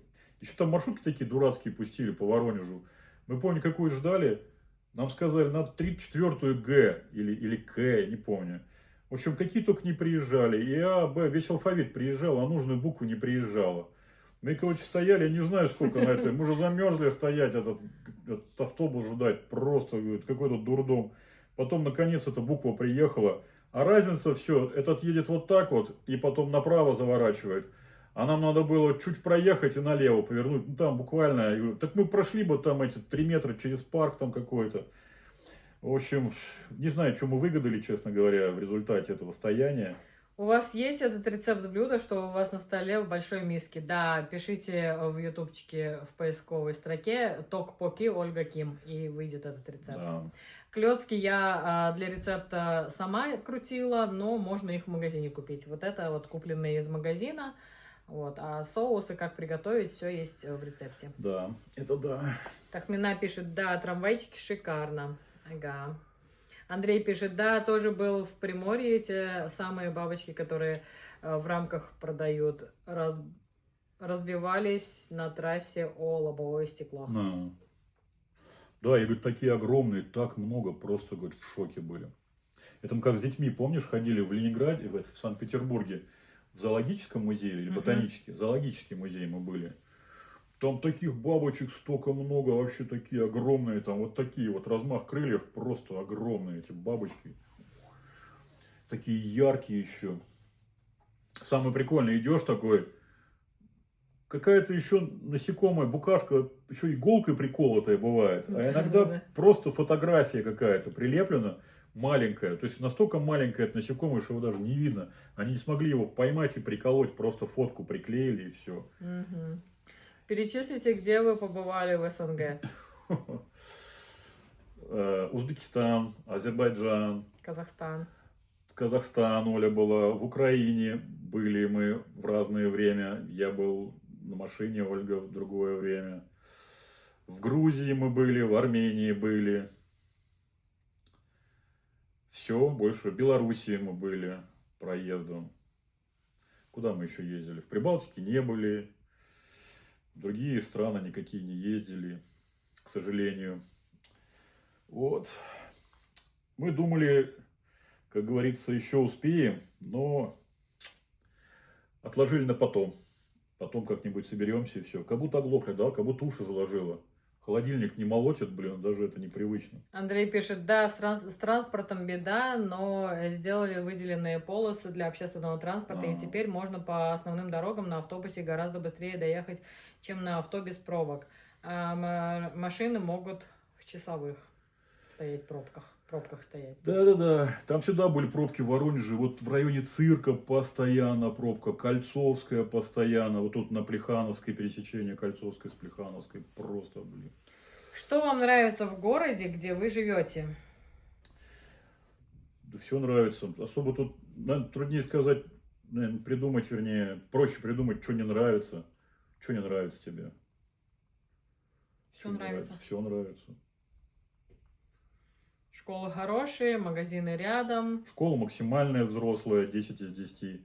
Средняя и младшая, какие они получают? 8 или 7? Нет, 8. Да, средняя школа 8, младшая школа 8. Все школы в пешей доступности. Олег ходил старший пешком в старшую школу, а малой ходил сперва в младшую школу, теперь ходит в среднюю школу, везде пешком по району. Вот. Бомжиков у нас нету на районе. Так особо движуху никакую, слава богу, молодежь у нас тоже не устраивает, пятаки не режут. Вот, так что... Да, кстати, культуру своей местности расскажите. Мы про коренной народ. Про коренной народ. Здесь коренному народу, тот, который индейцы вы имеете в виду, им здесь давным-давно отвели так называемые резервации, про которые мы всегда слышали, что это обнесено забором, сидят на земле люди, голодные, погибают от голода и так далее. На самом деле, они здесь есть, эти резервации, мы ни разу в них не были. Но им дали очень много всяких поблажек, или как это, от государства. И они, например, в своих резервациях имеют право устраивать игорные заведения, казино и так далее. Поэтому там на их земле очень часто их ставят, эти всякие казино. Потом они имеют право бензин продавать, там меньше налогов они платят за бензин. У них цена бензина, всего топлива дешевле. Но никто их не заставляет сидеть в этих резервациях, они там и не сидят, собственно говоря. Кто-то... Ну, на самом деле мы про них ничего не знаем, спросили про нашу местность, а в нашей местности в основном все мигранты, поэтому про коренной народ, наверное, не расскажем именно в нашей Мы не местности. расскажем, потому что мы этим глубоко не интересовались. Но я, когда мне такой вопрос задавали раньше где-то на каком-то канале, я ради интереса стал читать. И выяснил, что здесь вокруг нас, оказывается, полно есть мест, которые являются резервациями индейскими. Ну и просто это земля, которая никак не огорожена, просто она формально принадлежит индейцам. И они и либо получают деньги за то, что кто-то ее пашет, или там скот пасет на этой земле, за это деньги получают и тратят на свои там хотелки. Никто их жить там не заставляет. Многие живут где угодно, в городах, странах, в общем, по всей Америке передвигаются. И ты даже будешь удивлена, прям вот не так далеко от нас эти места есть. Вот. Вас слушая, все принимают, что ста-класс, сга-класс, что нет негатива. Негатив везде можно найти, просто если искать, можно его больше найти. Опять же, мы когда приехали сюда, у нас знакомые жили прям в очень плохом районе. И там рассказывают, там такая страсть, там то, это, вертолеты летают, полиция ездит, мигалки, вау-вау, круглые сутки. Вот. А мы прикинули, зачем нам это надо. Мы подумали, что мы лучше чуть больше заплатим за квартиру, но будем жить в нормальном районе. Мы сразу жили в районе похуже, чем этот, но лучше, чем те, что ребята жили. А сейчас переехали в максимально, возможно, уровень этого, максимально лучший район, ну, платим дороже за жилье. Тут, как говорится, палка о двух концах, собственно говоря. Ну, опять же, знаете, по поводу нет негатива, смотря как смотреть, ну, реально мы не видим негатив. А есть люди, которые вам расскажут, что да, в этой Америке, как только ты там... Вот пойти к врачу, решил, надо записаться. да, вот надо 3 месяца это ждать. то. Как только ты решил поменять работу, ты можешь остаться просто вот пополнить ряды этих бомжей, которые в палатках вдоль дороги живут. Ну, то есть все люди просто по-разному смотрят на одни и те же вещи. Да. Кто-то говорит стакан наполовину пуст, кто-то говорит стакан наполовину полон. Для нас он всегда наполовину полон. Да. Так, надо соблюдать чистоту расы, это, наверное, не к нам вопрос. Да-да, ничего не изменилось, пробки от памятника славы до пересечения Плехановской и Кольцевой. О, аж оттуда. Что тебе дать? Что дать? Что тебе хотелось бы, ребенок? Что это такое? Здравствуйте, скажи. Здравствуйте, дорогие зрители. Это Миша, это младшенький, малыш пришел наш. И Кольцевой, ну и цирка. Небольшие затраты тоже бывают по 20 лет октября. Кстати, цирка реставрируют сейчас. Понятно. Екатерина... Ну от Славы прям это очень большое расстояние, блин, там я представляю, сколько там ехать. Екатерина написала: отличная жена, спасибо большое. Екатерина пишет: сам выбирал. Да, лучше, когда не знаешь, не болтать. Привет. Привет. Андрей пишет: да, в нынешнее время хорошо родиться индейцам США. Вы выучили английский язык? Нет еще. Учим. Разувается. Олег. И, кстати, в Азербайджане русские ученые начали нефть добывать, и Нобель. Тогда в Питере жил. Жена ваша спасет вас от фуфлологии. Не понимаю, о чем. Человек почему-то думает, что... Как будто тебя не видели. Надо остановиться и сказать: здравствуйте, дорогие зрители, рад вас Всех видеть. приветствую. Вот, молодец. Это старшенький, да? Головка прошла. Ну, тоже выше мамы, выше папы. достает до потолка. Да. У нас младший, когда совсем маленький был, я не помню, ему 2 годика с чем-то, наверное, было. Стих Дедушке Морозу рассказывал. Что-то наша елка высока, наша елка велика, выше мамы, выше папы, достает до потолка. Вот такой стишок он рассказывает. Наша елка высока, наша елка велика, выше мамы, выше папы, выше Олежки, выше Миши. Да. Сидел в пижаме, придумывал там дальнейшее. Я серьезно. Человек-невидимка прошел незаметно. Да. А чё рюкзак-то бросили? Забрали бы уж эти спортсмены. У нас и Олежка тоже занимался. Олег занимался, чем у нас ходил? Занимался на айкидо сперва, а потом на джиу-джитсу. А Миша у нас сперва занимался айкидо, потом пошел на дзюдо. Это еще было все в России. А потом они вместе ходили на тайквондо. Они ходили в Турции, мы жили. Ничего мы за нее не платили вообще, ни копейки. В какую-то государственную секцию мы ходили. Сколько, раза 3 или 2 в неделю возил я их. И сами потом катались на автобусе вдвоем. А здесь вот спрашивали Олега, хочешь пойти позаниматься тайквондо? Он сперва как-то что-то так сомневался, когда еще в школе учились. Вроде хотелось ему, а потом сказал, не хочу. Так, Миша, Алекс. Миша пошел. Да. Алекс спрашивает, Оля, смотря влоги из Узбекистана, не тянет вернуться и остаться там жить? В Узбекистан меня тянет только покушать вкусненькую узбекскую еду. Тандыр гошт хочу, жеванный шашлык хочу, лагман. Ну, лагман здесь тоже можно найти, мне кажется. А плов? Плов тоже. И что-то я еще хотела там. Козы. Казахстан, Узбекистан. Ну, в Узбекистан, наверное, больше тянет, потому что вот все, что я перечислила, все хочу покушать там.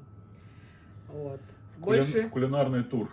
Да, в гастрономический тур. Гастрономический. Больше меня туда ни зачем не тянет. Ну, с подружками повидаться, не более. Как вам Турция? Турция прекрасная страна, очень красивая. Да. Приезжайте, сделаю вам жеванный шашлык. Спасибо большое. Мина написала. Ой. Приедем. А сколько ехать-то, посмотри. Посмотрим, да, посмотрим. Бешбармак. Бешбармак нас тоже столько в Казахстан звали на Бешбармак, столько прям. Ну, смотри, это там набираешь обороты там. Да, 47 человек уже на ТикТок обратно собрались. Лайкосики, это самое, чтобы... У тебя 93 тоже, да, глянь, нормально сейчас тоже. Опередит нас Молодцы. Алексей со своими 2000 подписчиков. У меня здесь 2700 у меня подписчиков на ТикТоке. У меня уже 120 дал. О, вообще, тебя рванули, народ прям прибавился. Да. Вот, хотела сказать Тахмине, вот наши зрители, кто с нами давно, знают, что с нами шутить вот так нельзя. Потому что мы просто, знаете, что делаем? Как только там у детей каникулы, как только мы не привязаны к школе, мы просто собираем чемоданы и едем. Да. Нас так позвали один раз в Лазаревское, мы сказали, а мы приедем. Да. Собрались и тут же приехали. Ну, там пока доехали, через день. Да. Так, не сыновья, а воины Шаолиня. И все же самое вкусное в узбекской кухне это плов. Он бесподобен, пальчики оближешь.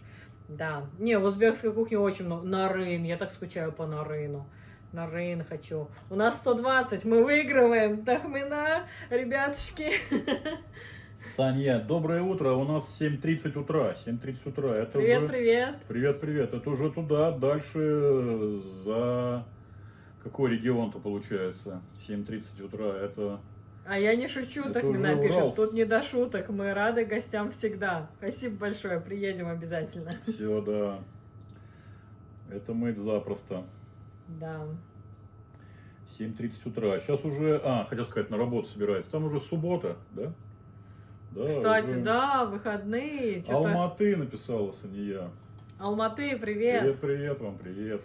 Миллион на ютубе подписантов и ведение. Как финансово что-то приносит? Ведение. Ведение что-нибудь такое? Ведение. Вот. Финансово приносит один раз с семьей в ресторан сходить. Да. К Вот, сожалению, раньше приносило больше, чем в 10 раз больше. да. Все, Ахмина пишет. Все, Все, договорились, типа, да? да, точку поставлена. Да. Ага, Воркута на связи, Воркута, Виктор, здравствуйте. Здравствуйте. Здесь Юлия написала: мои родители смотрели вас, когда вы были в России еще. Ничего себе. Очень удивились, что вы приехали в США. Классно. Родителям привет Родителям огромный. привет огромный, да. Так, все, у меня закончились вопросики. У тебя? Так, у меня Виктория пишет: У тебя разгоняют. а что вы не все сообщения читаете? Так. Да, что-то пропустили. Это может быть только человеческий фактор, не более того. Не, ну тут Я вам сейчас последние тоже еще сообщения историю все расскажу. вроде бы прошли, да. Время по Москве 5:33 утра. Еще Москва, раз доброе напишите, утро. да, не вижу сообщения. Я вам сейчас историю расскажу. Раньше на Мукбанге нас зрители просили, вот кто-то один начал, а потом как понеслось, и это уже прям Вы вот стало, подписались на это. да, профессией нашей, ну, в обязанность нашу входить На стало. свою голову, да. На свою голову. Потом сейчас я расскажу постепенно все, степ-бай-степ, почему мы отменили эту традицию. Короче, кто-то из подписчиков нам написал, а у меня там, условно говоря, там видео вышло, сегодня какое, 18 апреля, да, они нам пишут, у меня 1 мая день рождения, поздравьте меня, пожалуйста. Мы такие, а почему бы не поздравить? Окей, короче, я беру себе блокнотик, пишу 1 мая, там, условно говоря, Мы как-то господин... в электронном виде вели это все. Или сразу ты на бумажке вела? Мы в этом... Не-не-не, писали, в да, в чате, mail-агент да, в бросали. mail-агенте. Условно говоря, 1 мая, господин Андрей, день рождения, поздравить. Все. Открываем, значит, чат потом во время, как записываем. Это был не прямой эфир, это были записи, да. Открываем, значит, и понимаем, что вот это видео мы уже записываем на 1 мая, то есть это вот надо было как в голове держать, да? Просчитать, что мы там заранее же пишешь, это прямой эфир, сразу выходишь и прямой эфиришься, да? Что это такое? А там, получается, мы заранее продумывали, какое Чуть-чуть выше надо было. какое видео, когда мы будем выпускать. Что там батарейка? 5%? 5%, да. Когда какое Всё, видео зарядку мы нести. будем выпускать. И, соответственно, вот к 1 мая мы должны были поздравить того человека, который нас об этом просил. Все это мы контролировали, записывали, все степ-бай-степ, ничего не пропускали, мы прям были молодцы. Несколько месяцев в таком режиме, значит, мы работали, кушали, приветствовали, общались и зачитывали поздравления. Люди, то есть, смотрели видео, и у них тоже была мотивация досмотреть до момента, когда их будут поздравлять, да, вроде как и нам хорошо удержание аудитории, да, и вроде как и аудитории хорошо, что их поздравляют, приятно ж. Короче, один раз какая-то женщина, не помню уже, как зовут, написала, ну, как всегда, да, поздравьте, там было даже, что поздравьте моего внука, поздравьте моего сына, поздравьте мою дочь и так далее, да, и имя писали, мы все это себе на блокнотике, вернее, в чатике записывали, вот. И, значит, ничего вообще не предвещало, никакого негатива, и тут, значит, очередное видео мы выпускаем, и на нас просто как накидывается женщина, и давай на нас наезжать. Я вас просила поздравить моего внука, ему 7 лет, он в школу собирается идти. Я сказала дочери, чтобы они сидели и смотрели ваши видео, прям вот, чтобы ни одной минутки, ни одной секунды не пропустили, слушали поздравления, а вы не поздравили. Но это был чисто человеческий фактор, это было сделано не специально. И мы уже на тот момент в Турции жили, мне настолько стало вот прям обидно, я прочувствовала боль этого ребенка, да, как он ждал, что его малоежки поздравят на канале, а его не поздравили. Короче, я захожу на Wildberries, выбираю там различные игрушки, наборы шоколадные, короче, собираю ему подарок и говорю, напишите, пожалуйста, вашей дочери адрес. Я прям, ну, находясь в Турции, с Wildberries делаю заказ и отправляю ее дочери на адрес, типа apologize, короче, наши искренние извинения. С тех пор нас как отрезало. Мы сразу сказали, объявили, уважаемые зрители, поздравлять мы больше никого не будем во избежание вот подобных ситуаций. Че, Мишанчик, ты топ-паки хочешь? Бери Топ-пуки. тарелочку. Давай тарелку, я тебе положу, и ты согреешь. Не, Консерва. спасибо, не буду. Вот, поэтому с тех пор мы не поздравляем. И поэтому здесь тоже, если кого-то там не зачитали, это чисто человеческий фактор, не специально. А вот здесь написано: здравствуйте, передайте поздравления моему другу Тимофею. Ему 20 лет исполнилось. Сегодня, вот прям сейчас это самое в Поздравляем, эфире Тимофей. можем поздравить, да, поздравляем, Тимофей. А Юлия написала, которая про родителей своих писала раньше: вы им очень нравитесь, сказали передать вам привет. Спасибо большое, тоже им привет тоже в привет обратную, да. огромный. Кого-нибудь банили? Одного там в самом начале забанила, но он так не сильно активный. Вика написала: привет. Привет, Привет, вам тоже. привет. Хватит тебе, Мишенчик? Где это такое вообще? Понюхай, с креветками топ-поки. Да, Ну ладно. остренькая. Спроси у брата, он может тоже будет. А ты не здоровался, иди поздоровайся. Здорово. Здоровался. Да, молодец. Так, Хакасии, приветик. С Хакасии. Хакаси. Хакасия, приветик. Галина Зайцева, приветик. Привет, привет вам. Анджела Алиева, Саид, хай. Хай. Хай. А почему у вас так статистика упала? Смотрю, раньше 4-6 лет назад видео собирали сотни тысяч и миллионы просмотров, а сейчас, дай бог, пару десятков тысяч. Нет, на самом деле, когда только видео выходит, оно никогда сотни и миллионы не набирает. Оно потом со временем набирает, потому что кулинарная тема, она никогда не перестает быть Тарелочки керамические. актуальной. Вот, То есть пластик. я сама всегда пользуюсь своими рецептами, чтобы не думать, а пересолю, не досолю. Дай-ка я открою популярного блогера на ютубчике и положу ровно столько чайных ложек там соли, сколько она рекомендует. Я думал, Все, пластик. и сама пользуюсь как видеокнигой рецептов, да, и люди постоянно пользуются, новые приходят, подписываются, уже постоянные зрители тоже себе в закладочки кидают или куда-нибудь сохраняют, и постоянно, когда готовят то или иное блюдо, пользуются. Поэтому эти просмотры вот таким образом годами набирались. Вот сейчас самое большое видео, по-моему, 7,3 миллиона, это аджика. Никто вообще не думал, что она столько наберет. Ну да. А там второе место Пигоди, его вообще одно из первых снимала Оля. Еще? Да.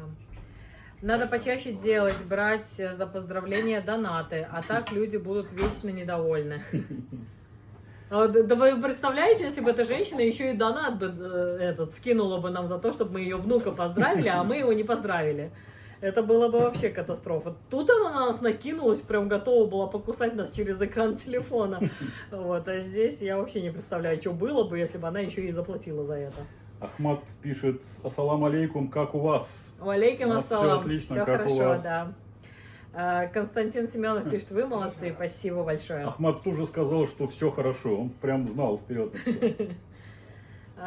Алекс пишет: с правой стороны я вижу знак доллара, хочу отправить, а там какие-то другие опции. Я не вижу что-то такого знака. Не знаю, там есть какая-то, какой-то... А вот я вижу знак доллара. Супер стикер и супер чат.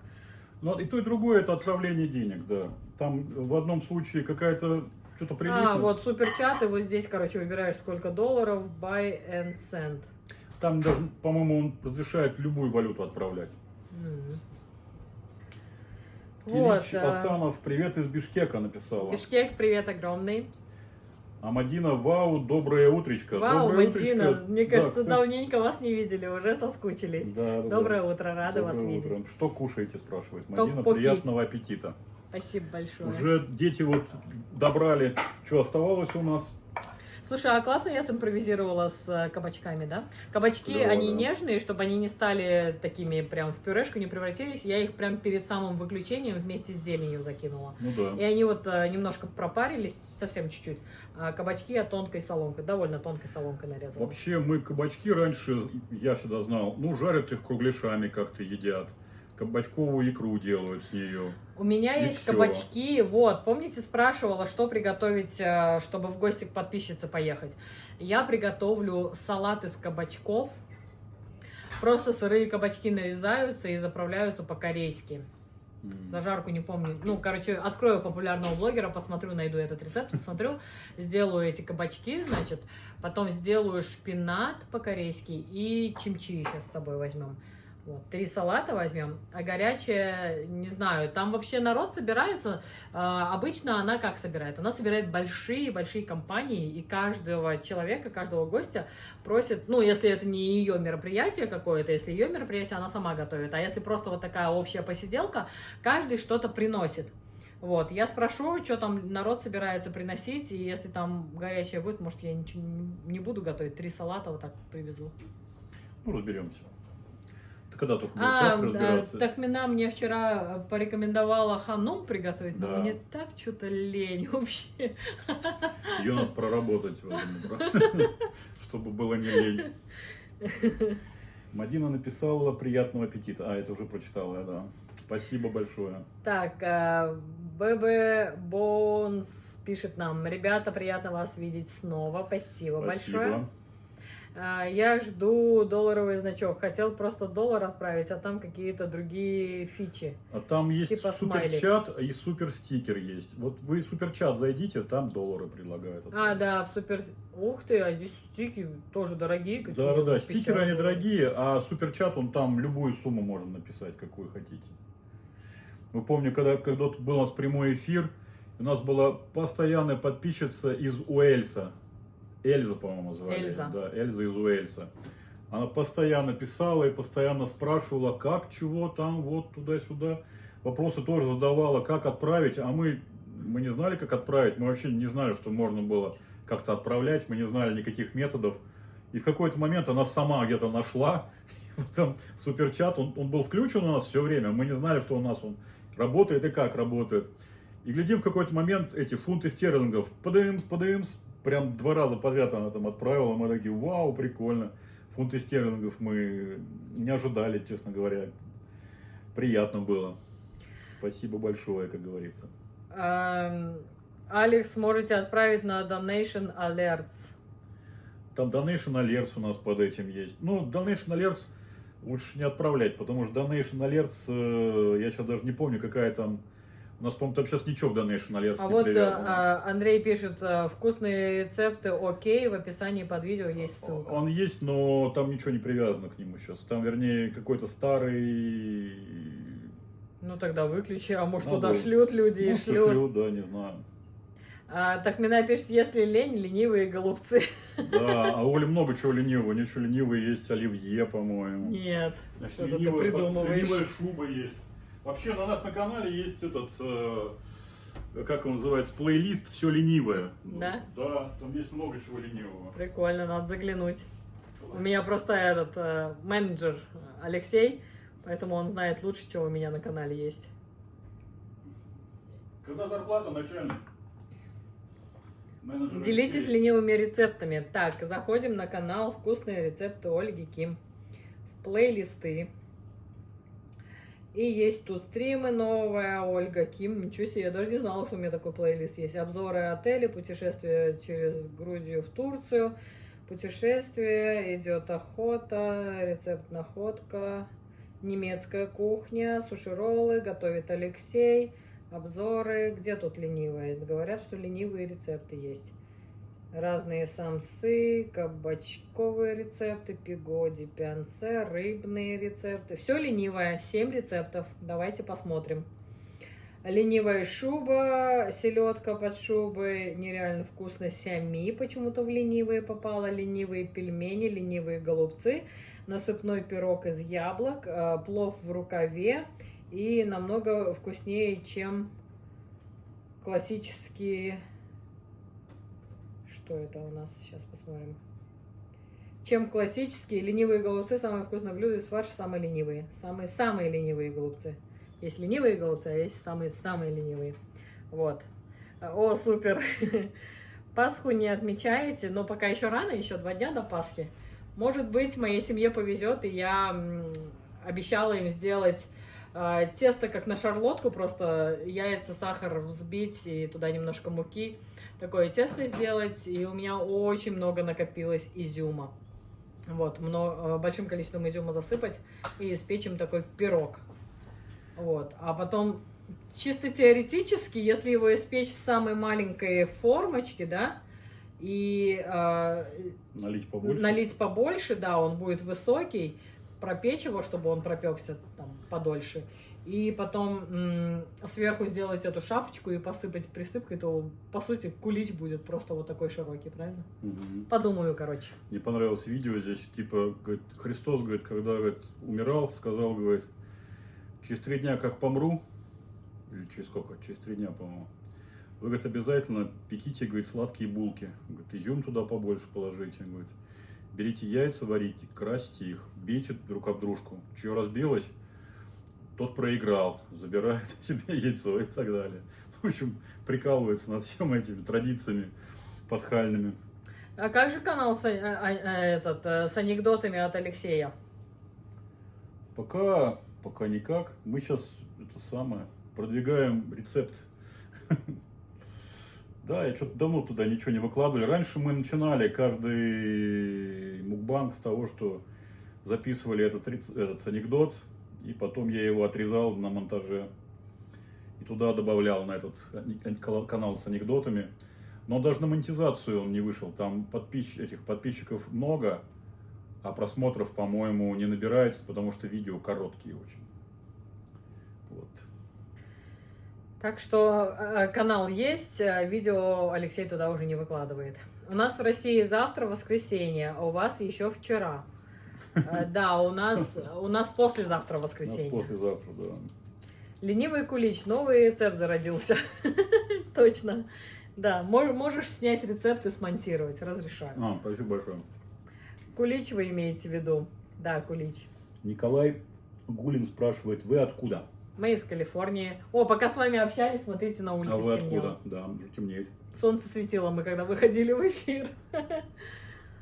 Спасибо вам за теплый стрим. Приятно было с вами пообщаться. На канал подписался. Надеюсь, как-нибудь еще попасть на ваш стрим. А сейчас время уже ранее, почти 6 утра. Пойду спать. Всем добра и мира. Всем Сладких добра. вам снов. Сладких Всем добра. снов, да. До скорого, до скорого.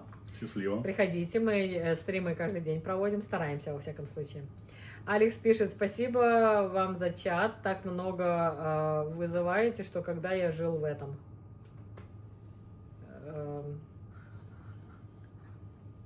Не поняла, может, какая ностальгия у Алекса возникает, да?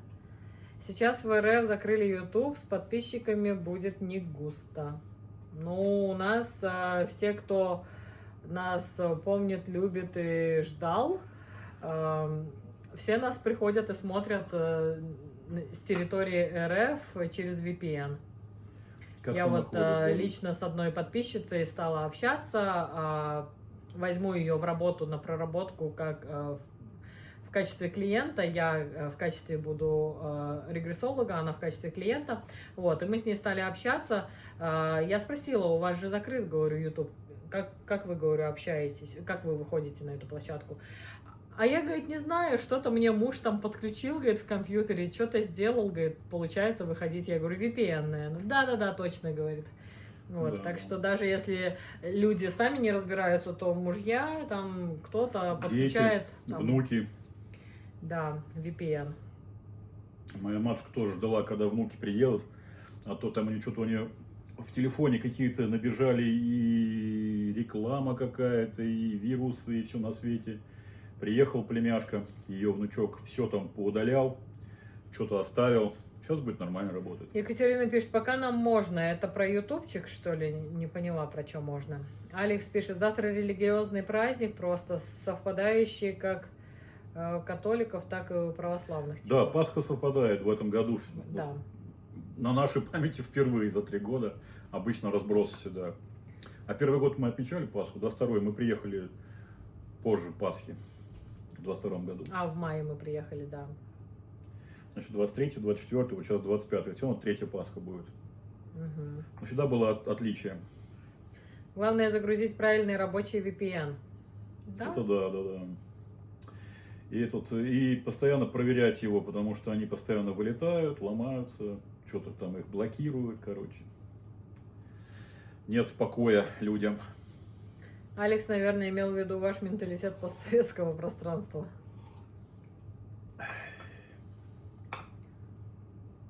Все у меня. Ну все. Да. Мне тоже пока никто ничего не пишет. Ну тогда давай завершать. Давай, у тебя сейчас какие-то встречи будут сейчас вечером? Нет, у меня сейчас будет отдых. Отдых? Мгм. Окей. Вот. Так, а в ТикТоке народ что-нибудь пишет? А то у нас там YouTube сообщение, здесь ТикТок сообщение. Две камеры друг над дружкой стоят. Ну не пишут, я ж так поняла. Да, ну пока никто ничего не пишет на ТикТоке. Если что-то напишите, если есть вопросы. А то мы сейчас пойдем тогда делами заниматься. Кто отдыхать, а кто работать. Так что, Да, VPN понятно, просто потом могут запретить смотреть. ну, запретят. Что, я в свое время все равно переводил последние видео на все языки, какие только мог перевести автоматическим этим транслейтером ютубовским. Люди будут откуда с других мест смотреть, может Кто быть. ты, воин? Вопрос не поняла. Вот. 0,5 водки с залом выпить сможешь? Не сможем. Хорошего вечера, так Мина написала. Было приятно находиться в вашем обществе. Спасибо большое. Приходите к нам еще. Да. Пока-пока. Здесь написали, что-то ваша внучка не очень на вас похожа. Внучка, да, что-то не похоже. Извините, наверное, потому что она моя жена. Вот. Все, пока-пока. Доброе утро. Что-то такое вкусное в голубой мисочке.